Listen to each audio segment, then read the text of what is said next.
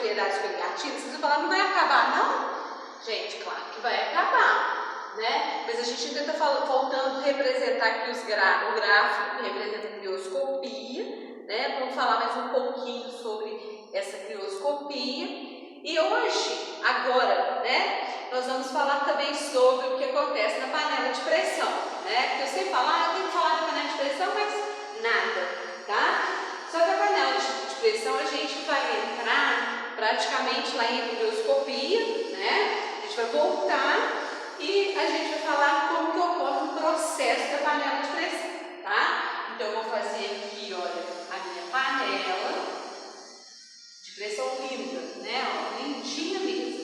Essa é uma panela de pressão, onde eu tenho aqui uma válvula, aqui ó, a válvula Chiano, ó, que coisa horrível, né? Misericórdia de Deus. E depois vocês podem ver que a panela também tem uma pequena válvula, outra válvula, tá? Aqui dentro eu vou colocar água, tá?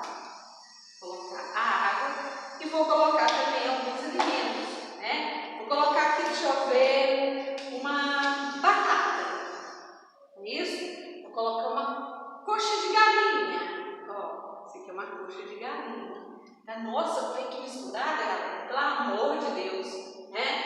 E aqui eu vou colocar um pedacinho de bife. Isso aqui vai ser um bife, tá? Ó, o bife aqui, ó.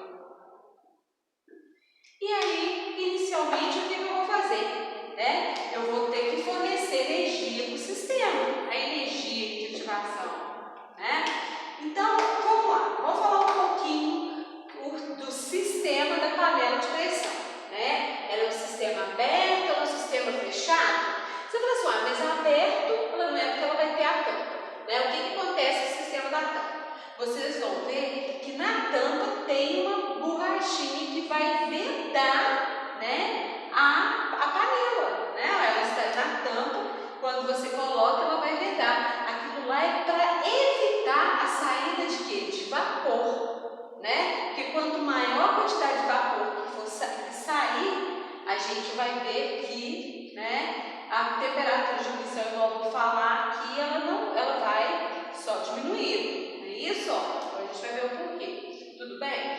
Qual é o objetivo aqui, olha, da válvula? Não, mas vou voltar aqui na borracha. Então, a borracha vedou totalmente a tampa versus panela, né? Aqui, olha, agora a gente vai falar das válvulas. Né? A válvula vai haver um escapamento de vapor, né? Vai praticamente escapar o excesso de vapor que está aqui no interior da panela. E essa outra válvulazinha pequena?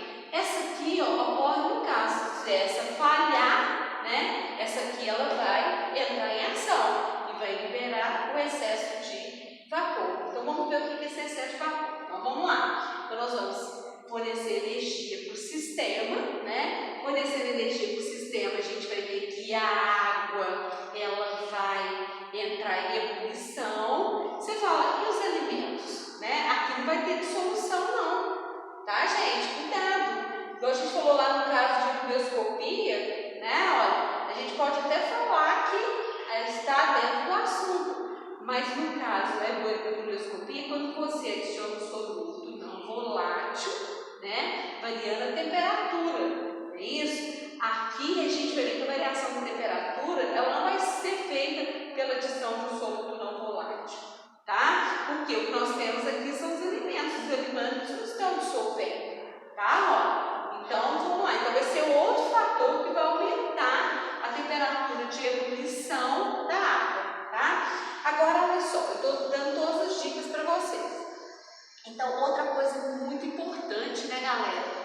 Nós vamos ver que antes de tampar a panela, o que tinha aqui dentro? Nós tínhamos o ar atmosférico, né? Partículas de ar atmosférico estavam aqui praticamente, olha, está dentro da panela, né? Porque no sistema aberto, o que nós sabemos? Ó, que no sistema aberto, um líquido, né? No sistema aberto, ele vai ter ação da pressão externa, que é a pressão atmosférica. É como se a pressão atmosférica ela fosse uma tampa aqui para evitar a saída do vapor. Mas o que nós vimos?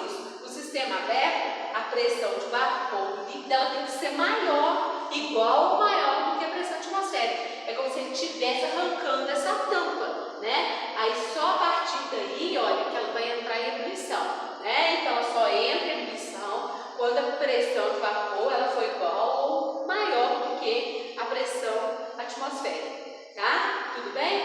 Então aqui dentro, olha, antes de tampar a panela, nós já tínhamos aqui, olha, partículas, moléculas de ar atmosférico no estado gasoso. Isso aqui não é um sistema a vácuo, né? Olha, diferente do que eu mostrei para vocês, um sistema totalmente fechado, tá? Olha, e praticamente era um sistema fechado, aquele primeiro da donoscopia que eu mostrei para vocês, ele era isento de ar. Agora aqui não, a panela de pressão é a realidade, tá? Então nós vamos fornecer energia para o sistema.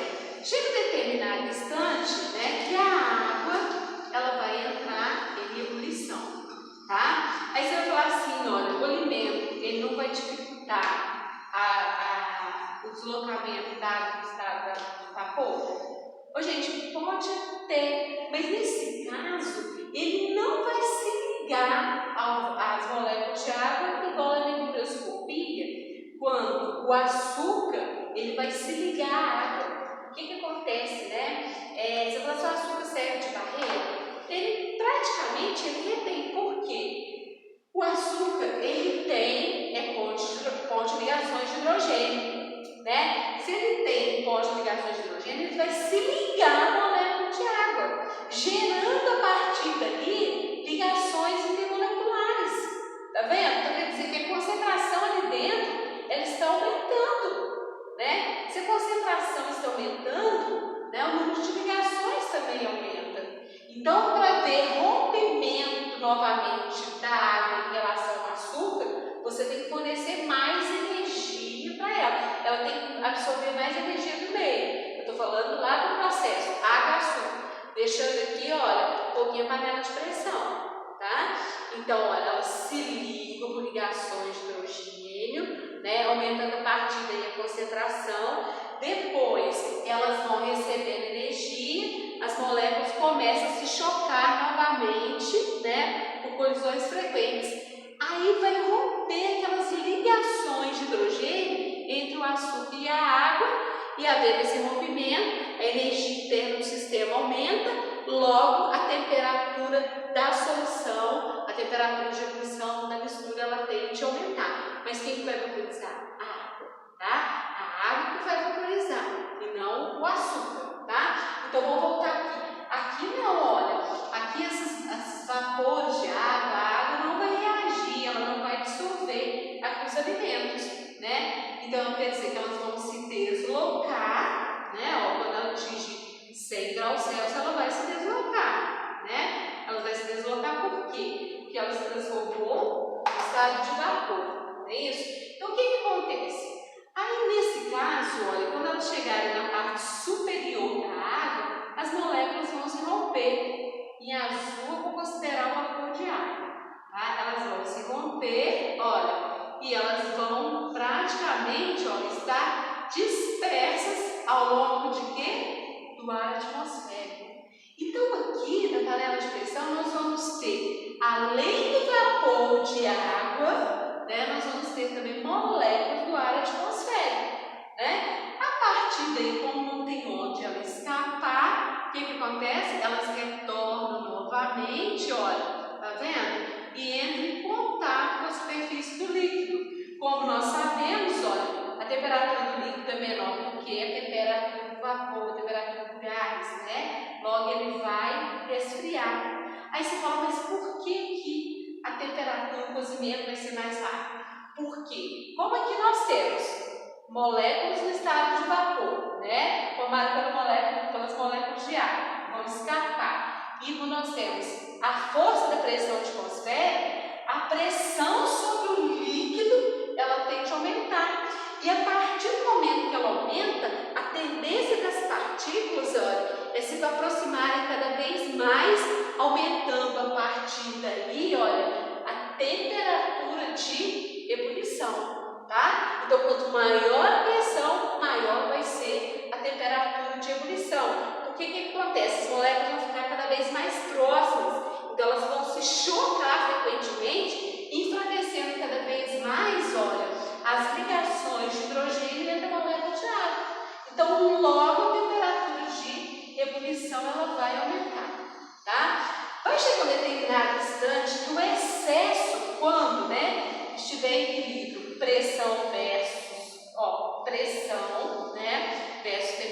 for melhor, quando tiver equilíbrio. O número de moléculas que vão condensar é igual ao número de moléculas que vão entrar em ebulição, né? Quando o sistema, pressão, estiver em equilíbrio aqui dentro, pressão de vapor, pressão de atmosfera, vai haver a saída do excesso de vapor. O que nós vamos ter excesso de vapor? Eu estou comentando com vocês. Nós não temos apenas as moléculas de água, mas nós temos também a ação do ar atmosférico sobre a superfície do líquido. Então, esse excesso ele vai sair através da válvula. O escapamento de vapor vai ser feito através da válvula. Agora, se caso, olha que coisa horrível, né? Entope essa válvula aqui.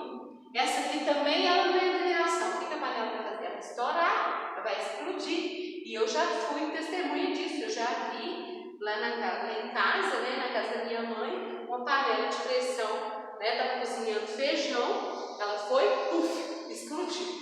Tá? Essa válvulazinha, devido à alta pressão que é muito grande, né, o que é a tendência? É como se tivesse um ar comprimido, né? E a partir do momento que você abrir aqui, vamos supor, o recipiente, o ar quer sair tudo de uma vez só, né? Olha, então lá em casa eu via, olha, essa válvula subiu, ela foi lá em cima numa velocidade, uma coisa horrorosa, né? Uma coisa horrorosa e a pressão tão forte que a tampa saiu com tudo. Por isso que a gente tem que ter muito cuidado aí com a panela de pressão, tá? Então, só voltando aí, o vapor, ele vai exercer uma força sobre a superfície do líquido, aumentando a temperatura de ebulição.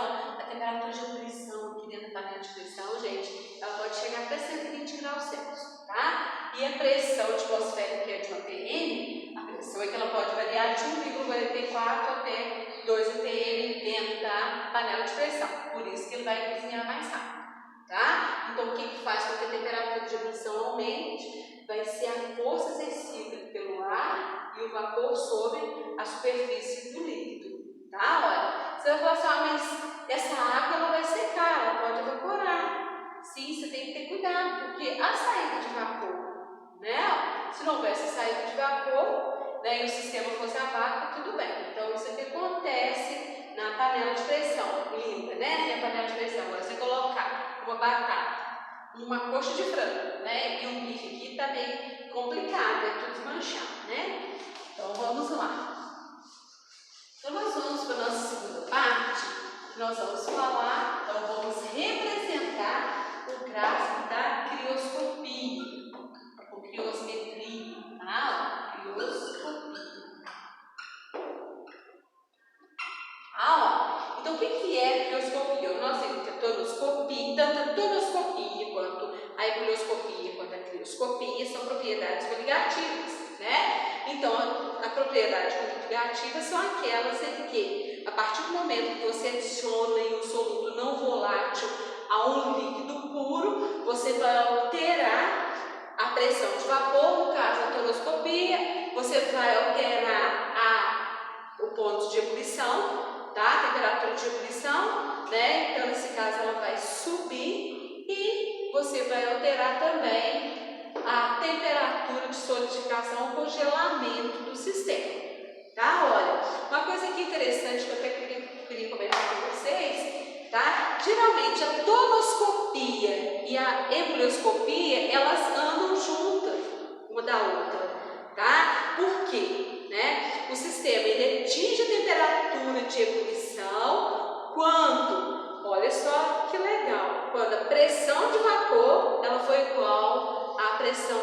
igual ou maior que a pressão atmosférica, né? Aí o sistema ele vai entrar em ebulição, né? Igual a gente falou, tem que ser igual ou maior, por quê? Aí o vapor do líquido ele vai arrastar aquela barreira, né, que é a pressão atmosférica. Tudo bem? Aí o gás escapa. É justamente quando há a ebulição, tá? Se o sistema é fechado, olha que chique, né? A gente vai ver que a água ela vai entrar em ebulição, ou qualquer líquido entra em ebulição, não tem como ter escapamento de gás, ele volta, olha só, ele volta e vai pressionar a superfície do líquido, tá? Então, nesse caso também, né, quando você adiciona um soluto não volátil, a temperatura, igual eu falei para você, as moléculas, igual por exemplo o açúcar se liga à molécula de água, formando ligações de hidrogênio. né? Aumentando a concentração da solução. A partir daí você fornece mais energia, rompeu, acabei de falar agora mesmo, né? Rompeu aí as ligações de hidrogênio, aí a energia interna, a energia cinética, ela aumenta, né? Aumentando a temperatura.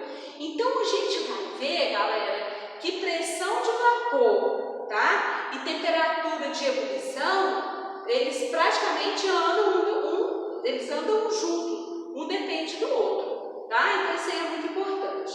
E agora na crioscopia nós vimos aqui, olha, que quando se adiciona um soluto não volátil, ó, soluto não volátil, igual a gente já falou que ele tem dificuldade de passar para o estado líquido, né? Então geralmente ele se encontra no estado sólido, ele vai abaixar ou diminuir o ponto de congelamento ou o ponto de solidificação, tá? Então, ó, eu já fiz esses comentários com vocês, mas agora eu vou fazer a representação através do gráfico, tá? Tem uma coisa muito importante aqui também, né, que você deve imaginar assim. Vamos supor a água, né? A água ela tem até um aspecto diferente, que a gente vai falar mais na frente, que ela praticamente ela demora um pouquinho mais para ela fundir, tá? A gente fala 0 grau ali do mar, mas ela praticamente vai fundir mais ou menos 4 graus Celsius, tá? Mas isso aí a gente fala depois, o sólido solidifica uma temperatura abaixo de 0, mas vamos esquecer isso aí e vamos ver que o ponto de solidificação ou ponto de condensação da água seja 0 grau, tá? Então o que acontece? Você tem ali, olha, o sistema, né, formado no estado sólido, né? Primeiramente está no estado líquido. Então vou analisar as forças de ligações no estado líquido e no estado sólido, né? Então nós sabemos que no estado líquido as ligações intermoleculares, elas são menores, elas são menos intensas do que quando elas estiverem no estado sólido, né? Aquele exemplo bobinho que eu dou sempre para vocês, onde a gente vai, olha, né? Onde a gente vai ter que fazer a relação entre as moléculas. Já no estado sólido, devido ao abaixamento da temperatura, o que acontece com essas ligações intermoleculares? A tendência das moléculas é se aproximar cada vez mais. Você fala por quê? Gente, tudo tem a ver com aquelas colisões ou choques frequentes e efetivos, né? Se a temperatura está diminuindo, é porque a quantidade de energia do sistema está diminuindo. Quer dizer, ele está liberando energia para o meio. Se ele está liberando energia para o meio, o que é a tendência dessas moléculas? Olha, já que igual eu disse para vocês, a energia do sistema está em cada ligação que ocorre entre as moléculas, né? Se ele está perdendo energia, está liberando energia, são justamente, olha, essas energias que estão armazenadas nas ligações de hidrogênio. Então, se eles estão perdendo, elas estão enfraquecendo. Então, quer dizer, a colisões também tende a diminuir. Então, se elas tendem a diminuir, a tendência delas é se aproximarem cada vez mais, né? Ao contrário lá de quando elas entram no estado gasoso, elas começam a movimentar, e a tendência delas colidir quando é próprio, elas vão distanciar uma da outra, né? Justamente quando aquelas colisões. As colisões devido à alta temperatura. Aqui já vai ser o contrário, né? Elas vão ficar cada vez mais murchinhas, ela vai perder energia, aí elas vão praticamente, né, se movimentando com uma velocidade muito baixa, até que chega um determinado instante, elas vão se aproximar uma da outra, tá? Agora, presta atenção. A partir do momento que ele adicionar um soluto não volátil, tá? Olha, ele vai adicionar um soluto não volátil, vou considerar aqui o sal de cozinha, né? Quando adicionar o soluto não volátil no sal de cozinha, você vai assim, eu vou adicionar no gelo? Claro que você pode adicionar no gelo, então eu vou mostrar na mesa, né? Mas vamos supor que a gente vai adicionar, funciona com você. Vamos supor que a gente vai adicionar comida, tá? Então nós vamos adicionar o NaCl na água, tá? Olha, depois eu vou falar para vocês, eu vou mostrar como que ocorre quando tiver no gelo propriamente dito. Quando você adicionar o NaCl na água, vai haver uma dissociação iônica. Então o que você vai formar? Você vai formar Na e Cl-. Não é isso que você vai formar? Você dissolveu ele na água, agora você vai ter o NaCl aquoso. Aí, galera, olha só o que é interessante, tá? Olha só, a água, nós sabemos que ela é uma molécula polar, né? Se ela é uma molécula polar, ela tem carga de sinais contrários. Eu vou mostrar para vocês qual que seria a ligação entre o cloreto de sódio, né, dentro da água. Quando ele estiver dissolvido na água, como que ocorre essa associação, ou seja, essa dissolução? É isso? Então nós vamos ver que a água, ela é uma molécula polar. Se ela é uma molécula polar, vai ter polarização. Estou até perdendo o cabelo aqui, ó. Então nós vamos ver que o oxigênio vai ficar negativo e o hidrogênio positivo. Quando nós adicionarmos dentro do nosso sistema, olha só, o NaCl, pronto, adicionei o NaCl. Nós sabemos que vai ter uma dissociação. Na dissociação iônica, nós vamos formar Na e Cl-. Então, qual seria a reação entre o cátion e a molécula polarizada, né? O que nós sabemos? Eles têm compatibilidade química, olha que chique.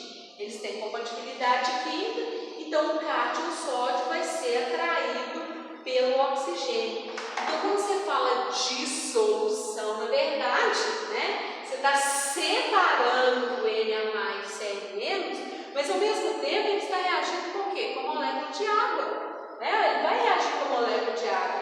Então, o Na+, ele se liga ao oxigênio. É como se todas as moléculas de água sofressem aí, olha, atração, atraísse o sódio e o sódio ficasse praticamente próximo do oxigênio. E o cloro, ele vai atrair o cátion hidrogênio, desculpa, né? O hidrogênio polarizado positivamente. Então, ele vai se ligar a ele.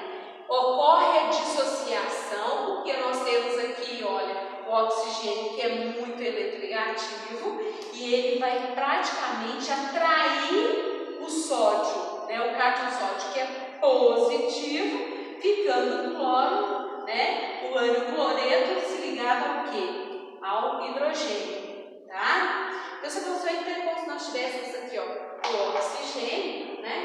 Os pincéis são muito ruins, tá, gente? Geralmente eu vou lá recarregar. Ah, ó, então, como se eu tivesse aqui moléculas de água, ó, tá vendo? Se ligando ao cátion hidrogênio, ó, o cátion hidrogênio, não, desculpa, o cátion sódio, ó, tá vendo? E aqui ficasse praticamente, olha,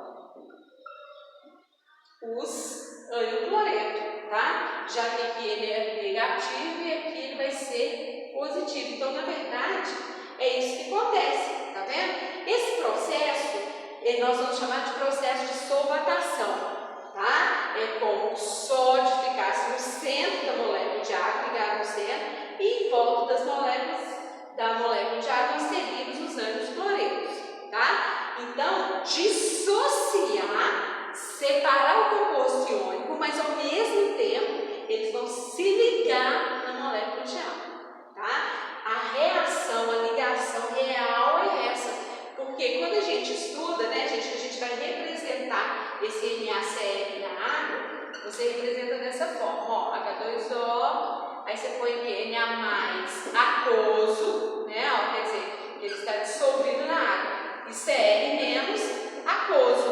Então, quando ele fala aquoso, significa, olha, que o cátion sódio está ligado na água. E o ânion cloreto, nossa, vou ver, não deixa eu ligar. Aqui, ó, o ânion cloreto está ligado também na molécula de água. Então, praticamente é isso que acontece. Esse processo que nós vamos chamar, igual eu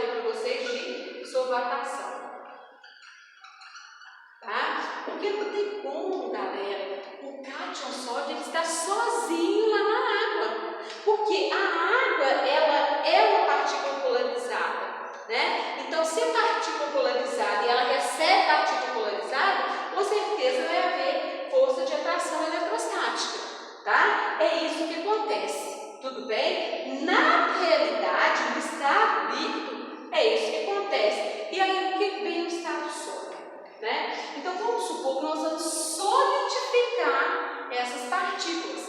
O que significa solidificar? Aproximar as moléculas de água cada vez mais uma da outra. Só que quando você for aproximar uma molécula de água uma da outra numa solução, o que você vai encontrar, né? No meio do caminho, o cátion sódio, né? O cátion sódio ligado ao oxigênio e o ânion cloreto ligado ao hidrogênio. E o objetivo aqui é aproximar as moléculas de água e é como se eu tivesse que afastar aqui o cátion sódio e o ânion cloreto, né?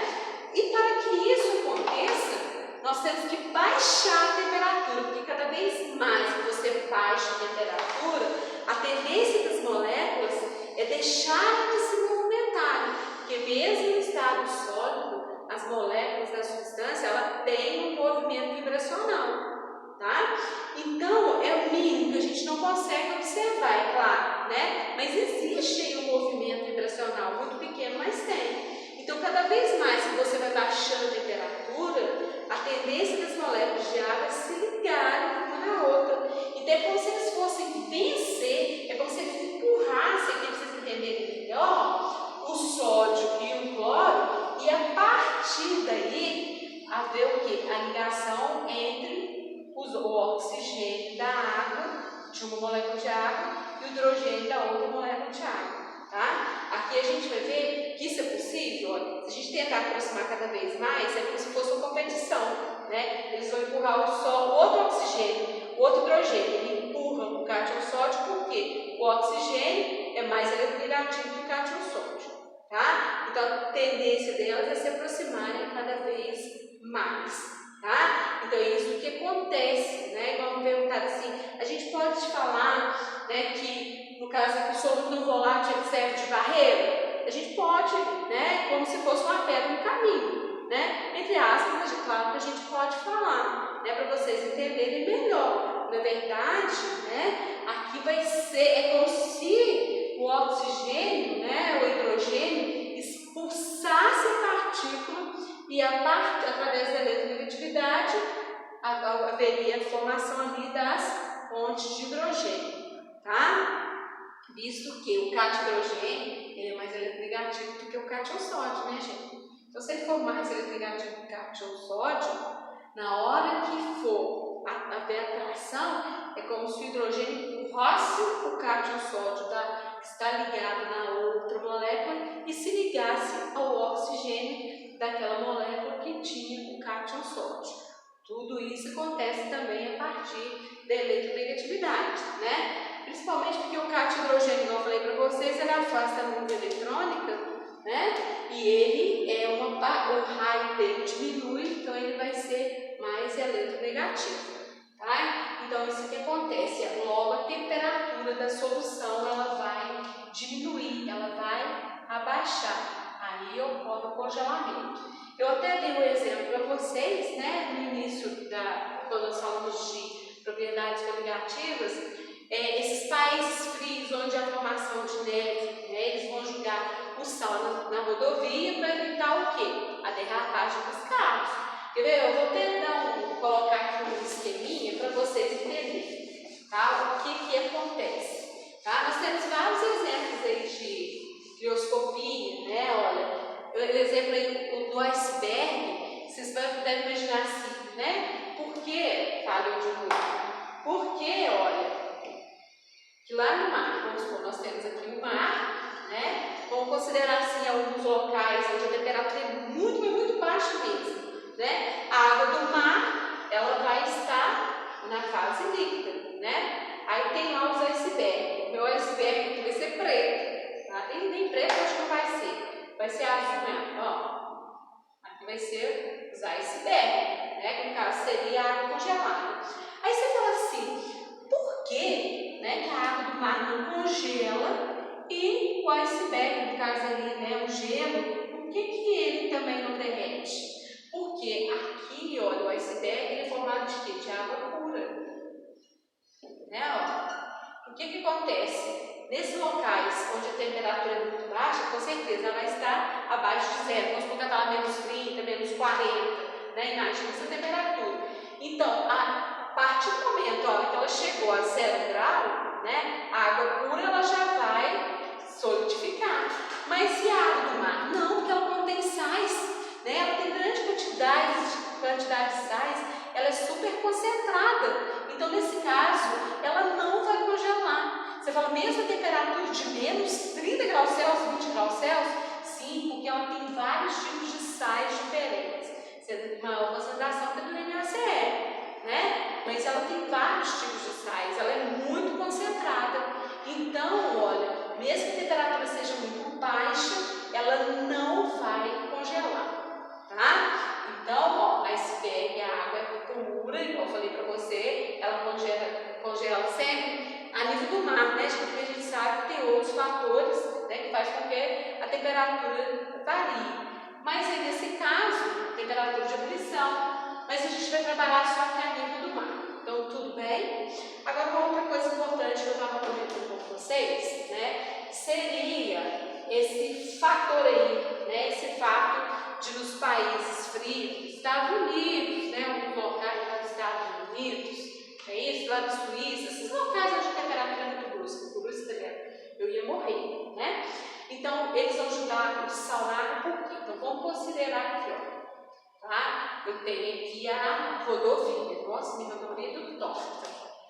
Eu tenho aqui a rodovia, eu tenho aqui a estrada, né? Sobre a estrada, nós vamos ter uma camada de gelo, ó, esse aqui é o gelo, tá? Ó, nós vamos ter uma camada de gelo. O que nós sabemos, né? Que a camada de gelo, olha, para ela ser formada, tem que ter uma temperatura de zero, abaixo de zero, né? Porque a 0 grau, ela vai mudar de estado físico. Então, está aqui uma temperatura de congelamento, né? Ela deve ser menor que zero. Isso, a temperatura, porque o C tem que ser menor que zero. Então, ela está no estado sólido, né? Aí, vamos supor, eles vão julgar, vão adicionar. Vamos supor que se ele está abaixo de zero, vamos considerar a temperatura aqui de menos 2 graus Celsius, menos 3 graus Celsius, tá? Ó, então, aqui a temperatura é menos 3 graus Celsius, tá? Olha. Aí vamos considerar que eles vão adicionar, aqui, ó, o café do meu lado hoje, né? Ó, eles vão adicionar o sal sobre o gelo. Quando eles adicionarem o sal sobre o gelo, a temperatura ela vai elevar, né? Ó, a temperatura ela vai, vamos supor, ela vai para menos 6 graus Celsius, né? Então, olha, se a temperatura ela foi a menos 6, a temperatura de solidificação dela, o ponto de solidificação, foi a menos 6 quando ele adicionou o sal, né? Aí, olha, aquele gelo que estava a menos 3, o que ele vai fazer? Né? A temperatura de menos 3 ela é maior que menos 6. Ele vai congelar a menos 6 novamente, né? Isso quer dizer que quando ele chegou a menos 6, né, essa água aqui, essa água que sobe, que é o gelo que estava a menos 3, o que ela vai fazer? Ela vai derreter, né? Aí ela vai se transformar em água líquida, tá? Ó, então ela se transformando em água líquida, isso aí vai evitar que o carro ele se derrapa, ele não vai derrapar. Então, só voltando aqui, ó, ele está inicialmente a menos 3, ele se encontra no estado sólido. Quando você adicionou o sal, o soluto não volátil, a temperatura ela vai diminuir, né? Ela vai para menos 6. Então, quer dizer que ela só vai solidificar menos 6. Se aqui ela estava a menos 3, a tendência dela vai ser se transformar a água no estado líquido novamente. Então, ele praticamente vai retirar essa camada de gelo e vai se transformar na água no estado líquido, tá? Eu espero que vocês tenham entendido, tá? Olha, e também, né, a gente até comentou aí que eles adicionam aditivos, que nós vamos chamar desses países frios também. Dentro lá do tanque de gasolina, eles vão colocar o etileno glicol, que é um aditivo que também vai, olha só, diminuir, abaixar o ponto de solidificação, né? No caso aí da gasolina. Aí evita que ela vai congelar, tá? Olha, é um tipo também de crioscopia, tá? Então nós temos aí vários tipos de crioscopia, tudo bem? Agora eu vou mostrar para vocês como que nós vamos representar a crioscopia através de um gráfico, tá? Então vamos lá. Os pincéis hoje estão falando que tá danada, hein? Deixa eu ver aqui. Danadinho. Vou ver se isso aqui vai, ó.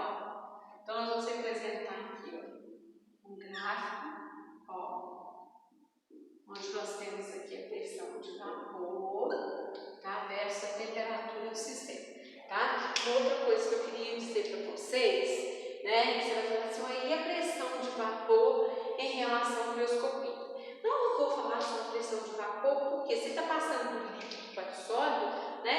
E não vai ter praticamente a ação do vapor. Tem ação do vapor aí, olha, do ar atmosférico, tá? Olha, no caso aí seria a pressão atmosférica que vai agir sobre a superfície do sólido, né? Mas se você for considerar essa mudança de estado físico, não, né? A não ser que você partisse aí de uma substância que tivesse lá no estado gasoso e ela passasse diretamente para o estado sólido, mas nesse caso seria uma sublimação, uma ressublimação, tá, gente? Mas agora, aqui, o único fator, o único vapor que vai influenciar no sólido vai ser a pressão atmosférica. Então, mas só que a influência dela, ela praticamente, ela vai interferir muito pouco na superfície do sólido. Por quê? Porque no estado sólido, como a gente falou, né, a intensidade das forças moleculares são muito grande. Então, o sólido, o volume dele praticamente, ele não vai variar. A variação é mínima, por isso que a gente acaba desconsiderando a pressão de vapor, tá? Essa pressão de vapor, eu falei para vocês, que é a pressão atmosférica. Tá? Ela praticamente, ela não interfere ali, olha, nas forças intermoleculares.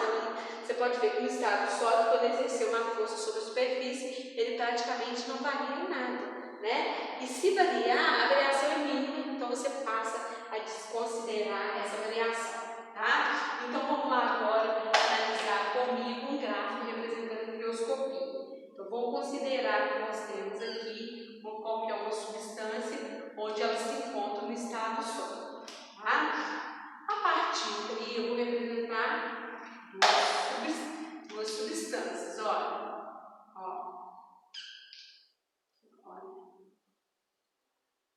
Tá vendo? Então vamos lá. Vamos considerar que eu tenho aqui, olha, a substância A, nova A, e a substância B. Tá? Eu vou lá encher meus pincéis para ver se a gente vai dar um jeito nessas coisas aqui, senão vai também parecer, né, galera? Então vamos lá, tá? Vamos considerar aqui, olha, que eu tenho a substância no estado sólido, né? Aqui, se eu for analisar A e B, presta atenção, vamos considerar aqui que ela se encontra no estado sólido, né? A partir dessa temperatura aqui, olha, não estou falando qual é a substância, estou falando uma substância qualquer, né? Assim como também eu posso relacionar um gráfico com o outro, né? E verificar que uma é substância pura e o outro vai ser uma mistura, né? Olha, então vamos considerar a partir dessa temperatura, que eu vou chamar de temperatura, deixa eu ver aqui, temperatura 2, tá? Olha. Então o que nós podemos perceber? Olha, que qualquer temperatura acima de 2, né, ele se encontra no estado líquido. vai ter temperatura 3. Então, se a gente for analisar A e B, pergunto para você, né? Eu tenho aqui uma substância pura e eu tenho uma mistura, eu tenho uma solução. Vamos falar assim, né? Então, olha, A representa a substância pura ou vai representar a solução? Tá vendo? Aqui eles não se encontram no estado sólido. Então, a gente vai analisar pela pressão de vapor. Tá vendo? Vamos considerar aqui um ponto temperatura 3. A gente vai ver que a pressão de vapor de A ela é maior do que a pressão de vapor de B. Então, quando a pressão de vapor de A for maior do que a de B, ou quando a pressão de vapor do sistema for maior do que o outro, isso quer dizer que esse sistema ele é mais volátil, ou seja, tem menor temperatura de ebulição, já que ele formou uma grande quantidade de vapor, né? Ou seja, formou vapor primeiro do que a outra substância. Então, se eu fosse considerar A e B, eu vou considerar A como se fosse um líquido puro. Tá? Não estou falando que é A, é um líquido puro qualquer. Né? E B, em relação a A, ela vai ser uma solução. Né? Pode ser, em relação a A, pode ser uma solução de um líquido, uma solução concentrada, mas eu vou dizer que ela é uma solução. Tá? Ah, Lourenço, como você analisou? Eu não analisei a partir do ponto de congelamento, nada disso. Depois a gente vai ver que a gente pode fazer também essa análise. Tá? Então vamos lá.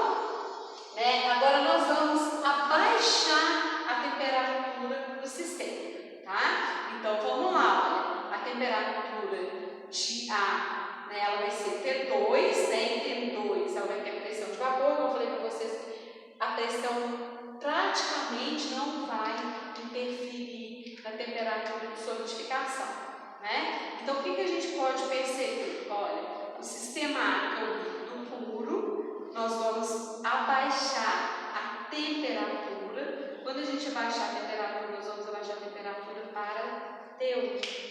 Aí eu pergunto para você, tá? Só finalizando aqui, olha, a gente vai ver que a temperatura está diminuindo, ó. Vamos pegar aqui o líquido puro, ó. Ele é T2 e depois ele vai passar para T1. Olha, a partir do momento que ele passar para T1, olha que chique, a gente vai ver que a temperatura vai diminuir. Mas por que ele passou para T1? Ele passou para T1 porque nós vamos adicionar um soluto não volátil, tá? Então aqui também, olha, vou passar aqui, olha, o líquido A, olha, ele vai vir para cá, olha, esfria o sistema, a temperatura dele vai vir para cá, tá? Agora, olha só a solução, olha, T1, representando o líquido puro. Agora, olha a solução, se você baixar, a partir do momento que você adiciona o soluto não volátil, a tendência da temperatura também vai ser diminuir.